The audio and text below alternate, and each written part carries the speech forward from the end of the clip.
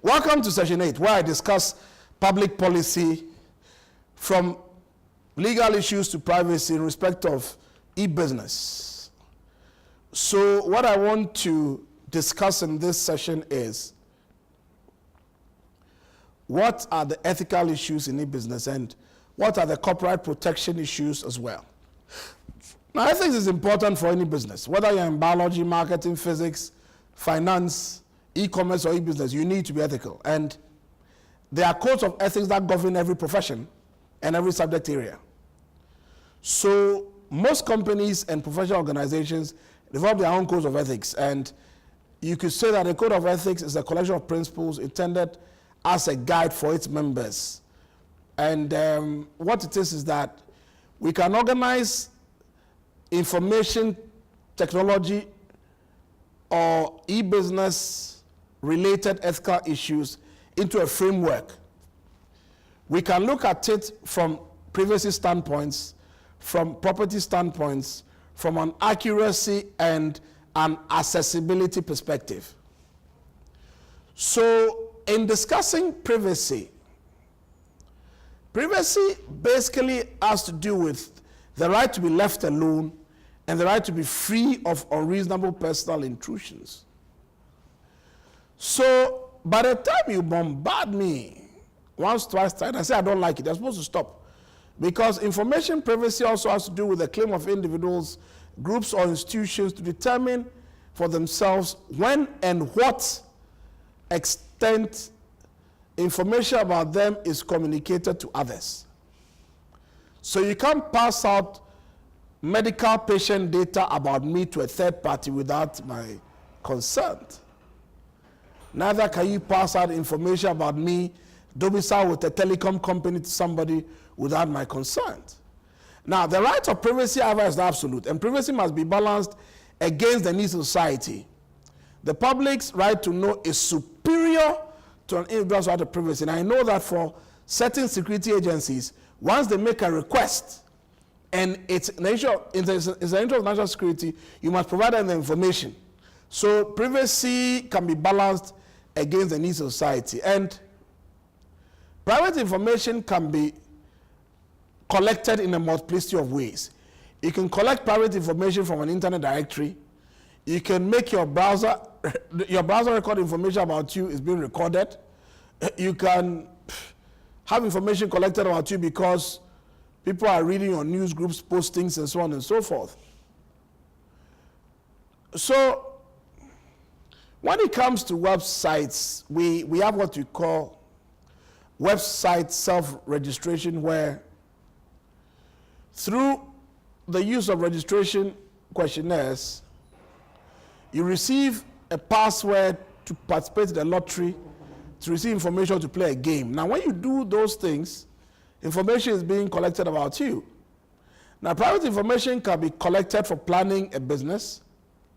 They may be sold to a third party or sometimes used in the most inappropriate manner. Cookies are a very important part of websites, and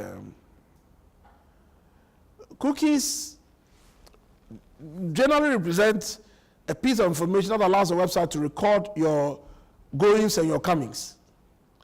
So websites can remember information about users and respond to their preferences on a particular site.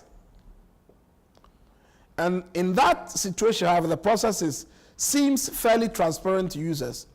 And websites can contain information on particular users across different HTTP connections. And there are several reasons why companies sometimes want to use cookies, because they want to personalize information, want to improve your online interactions with them. They want to assist in tracking what you like and what you don't like so that they can create some sort of demographic profile about you. They want to keep the sites fresh and relevant to your interests and so on and so forth. They also want to keep a track of your search preferences. Now, users, however, can delete cookie files stored on their computer if they don't want to be tracked. So, I mean, it's up to you. And you can also use what is called anti-cookie software. So it's up to you. So when it comes to privacy protection, you have issues of integrity that you need to take cognizance of, security issues, enforcement issues. And it's very important that from the owner of a website perspective, you take cognizance of all these in delivering superior customer experience, because customers must be given notice when things are going to happen to them. They must be made aware of their options in a buying situation. They must be able to access personal information and challenge the validity of data concerning them, and so on and so forth. So in the US in particular, there are several legislations concerning privacy. There's the Consumer Internet Privacy Act. There's the Federal Internet Privacy Protection Act. There's the Data Privacy Act. And then there's the Communication Privacy and Consumer Empowerment Act. And all these have different ramifications for the way data is collected, for the accuracy of data collected, and also for the maintenance of the confidentiality of data collected. Now we come to the almighty issue of intellectual property. So with intellectual property, the first thing to discuss is copyright. And a copyright is a statutory grant that provides the creators of the intellectual property with ownership of that intellectual property for 28 years. And copyright issues are very important even in cyberspaces or the electronic formats. Trade secrets constitute intellectual work such as a business plan, which is a company secret and is not based on public information. A patent is a document that grants the holder exclusive rights on an invention for 17 years. So all these intellectual property issues have ramifications for internet security, internet business, e-business, and have ramifications for how we use information as an internet, both as service providers and as consumers of information on the internet. There are what we call digital watermarks, which are invisible marks that are embedded on bits and certain types of objects. And they are typically hidden in the source data, so they become inseparable from this kind of data. They are all used to show a certain, if you like, uniqueness regarding a product or service, and also to differentiate it from other similar products or services. So from a legal perspective, there are issues that need to be taken cognizance of when it comes to copyright issues. First of all, you can't go and just take copyrighted work and start distributing willy-nilly, even if you are not getting any direct commercial advantage. You see, because criminal liability can be imposed on you if you just start reproducing or distributing copyright work for free on the internet. And sometimes, when it comes to digital copyright issues, some exemptions can be allowed when it comes to distance learning. And then when we speak of Online Copyright Liability Limitation Act, what it seeks to do is to protect internet access providers from liability for direct and vicarious liability under specific circumstances where they have no control or knowledge of infringement.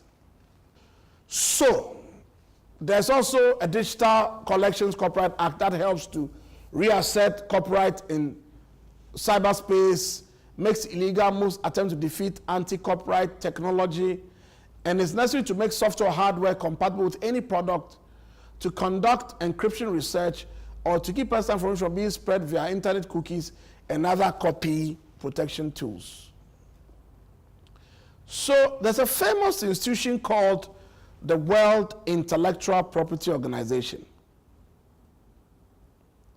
where more than 60 member countries have come up with an international treaty as part to facilitate an agreement called the Database Treaty. Now, the aim is to protect the investment of firms that collect and arrange information. Let's talk about domain names. And domain names are just the names that are ascribed to certain internet domains to make them unique to a particular firm, company, or individual. So there are just two basic controversies that are attendant to domain names. So with top-level domain names, we wonder whether we should add .com, .org, or .ov, like which is most appropriate. And the issue of the usage of trademarking by companies for domain names that belong to other companies. So if I have a website that says accracity.net, or accracity.org, or accracity.gov, and I want to visit Accra from Japan, there might be issues regarding which of these provides the most authentic information necessary for a potential tourist to come to Accra and enjoy the benefits of Accra. So let's discuss the famous issue of freedom of speech. Freedom of speech. And in the US, the Bill of Rights, First Amendment to the Constitution of the US, states that Congress shall make no law respecting an establishment of religion or prohibiting the free exercise thereof, or abridging the freedom of speech or the press or the right of the people peaceably to assemble and to petition the government for a redress of grievances. So you cannot make any law restricting the establishment of religion or providing or prohibiting the free exercise thereof, or abridging the freedom of speech. And the Universal Declaration of Human Rights from 1948 by the UN also says that everyone has a right to freedom of opinion and expression. And this right includes freedom to hold opinions without interference and to seek, receive, and impart information and ideas through any media regardless of frontiers. So, regarding the free speech debate on the internet, there are issues attendant to, can you just say anything on the internet? Can you lie about somebody? Can you hold your own opinion even if it flies in the face of every piece of acceptable fact? Do we need censorship and so on and so forth? In the scheme of things, companies that are business savvy should ensure that they have a unit, internal unit, that closely censors the quality of information that's put out, so it's not libelous, it's not obscene, and it doesn't attract unnecessary government interest or probe. So free speech is guaranteed, but if you're a proactive institution, you need to be sure that you don't put out anything indecent or anything that contravenes the core values of your company brand. Children are very vulnerable on the internet. And there are three schools of thought regarding the protection of children from inappropriate material on the internet. First, that no information should be held back, and parents should be responsible for monitoring their own children. One school of thought. Another school of thought says the government is the only one who can truly protect children from harmful material on the internet. The third school of thought says, let's hold internet providers responsible for all the material information they provide. That last school of thought is quite contentious because the internet is an interesting conglomeration of the good, the bad, and the ugly. So I guess the perspectives regarding parental control, government rules, government regulation might be a more expeditious way to deal with children and the harm they can experience from e-business or e-commerce activities. What is spamming? Spamming is the practice of indiscriminate distribution of messages, for example, junk mail, without permission of the receiver and without consideration for the message appropriateness. So spamming can slow down the internet in general, can shut down ISPs completely. And research done a couple of years ago showed that 30% of all mail sent on America Online was spam mail. Spam can be a problem. Junk mail can be a problem. So in the US, some legislation has been put forth to deal with spamming. There's the Electronic Mailbox Protection Act, the Netizens Protection Act, the Telephone Consumer Protection Act, and the Unsolicited Commercial Electronic Mail Act. So there are some practical steps that can also be taken to cut down spamming. One of the ways is to tell users not to validate their addresses by answering spam requests for replies if they want to be taken off mailing lists. Delete spam and forget it. It's a fact of life and not worth wasting time with. So don't open the spam mail at all. Okay, so let's talk a bit about encryption. And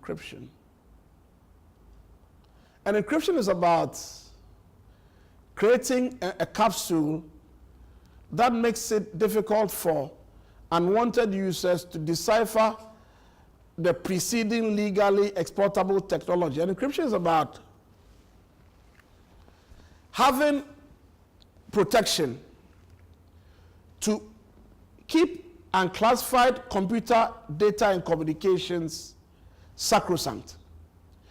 So when it comes to data encryption standards, a published federal encryption standard was created to protect unclassified computer data information by the promulgation of law enforcement, police, First Amendment rights, and then there's a business view that software, network communities, and cryptography industry are suffering because of poor encryption. So we need to improve encryption quality. Now, issues of cyber fraud and internet fraud are also very important to discuss from a regulation and policy standpoint. Different types of fraud can be perpetrated over the internet. You can have internet stocks fraud. You can have just other types of financial fraud like selling bogus investments, Ponzi schemes, and all manner of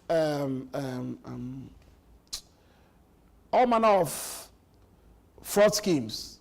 Now, other fraud could also be seemingly not so severe, but also as problematic as you buy something and you don't get a product in time, or the quality you get is nothing compared to what you physically saw on the internet. And that can be a bit of a problem as well. Now, the Federal Trade Commission in the US has published what they call the Dirty Dozen when it comes to internet fraud schemes.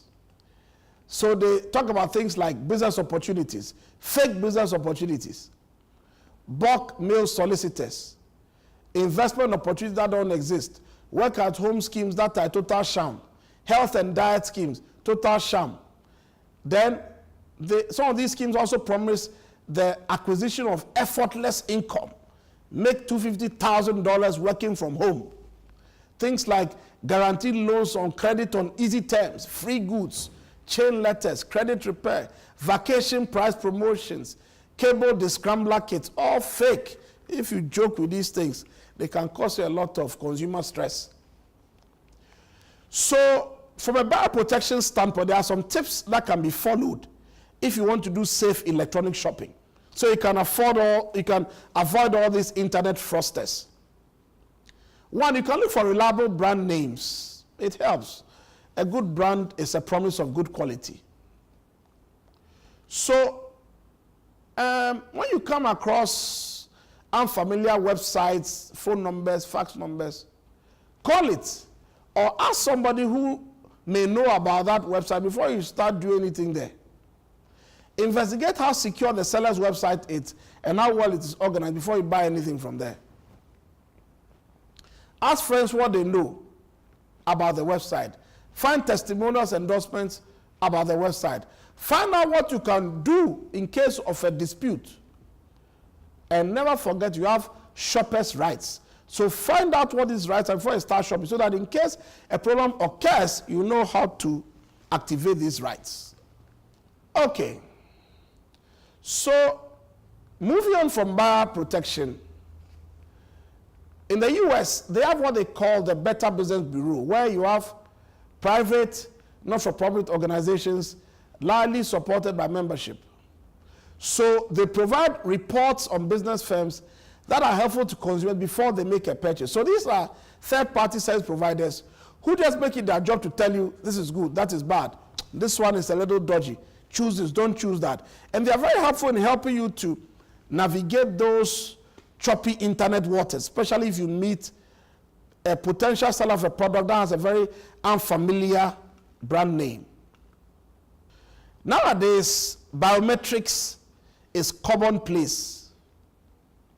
And sometimes, in order to achieve some level of authentication in e-business and e-commerce, we take some biometric details.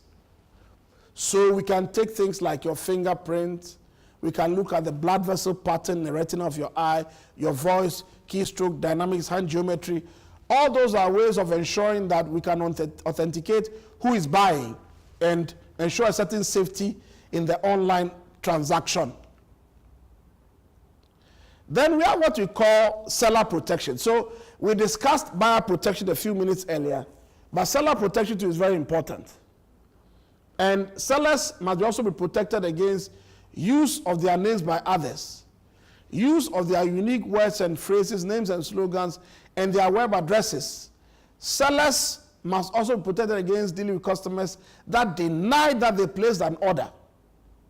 Because it's really irritating to order a 51-inch plasma TV screen, be charged anything like maybe $2,700 for it, and then when it's delivered to your house, you say you didn't buy it. It's a bit of a problem.